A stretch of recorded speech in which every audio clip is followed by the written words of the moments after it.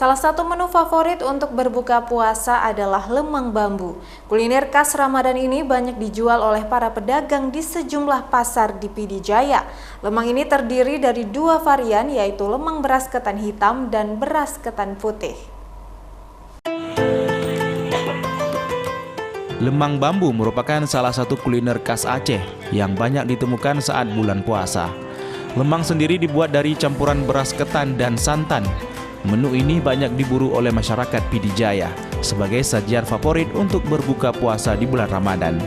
Yusuf, penjualan lemang di Pasar Ulegli, Kecamatan Bandar 2, Pd Jaya, mengatakan lemang merupakan menu berbuka puasa sejak lama. Lemang banyak dicari masyarakat di Pd Jaya selama Ramadan.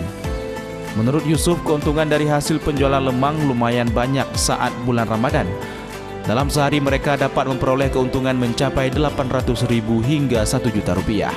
Bahkan perharinya ada sekitar 25-30 lemang bambu yang habis terjual. Lemang bambu tersebut dijual dengan harga terjangkau.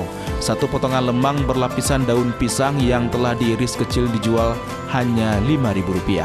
Satu bambu itu dapatlah 8 potong.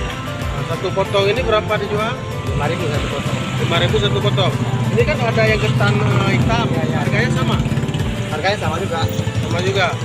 Berapa laku dalam sehari, Pak? Nggak tentu lah. Kadang kalau memang habis, depan lah 800.000. Iya.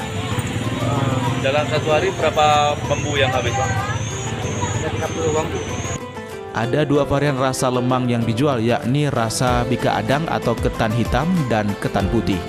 Pembuatan lemang bambu kuliner tradisional Aceh ini sebenarnya sulit dan memerlukan teknik khusus yang perlu dipelajari. Proses tersulit yaitu saat memasukkan daun pisang ke dalam bambu karena bentuknya harus bulat. Jika tidak pandai, maka daun tidak akan berbentuk bulat sempurna dan mengerut. Kemudian proses pembakaran lemang di dalam bambu juga tidak sederhana.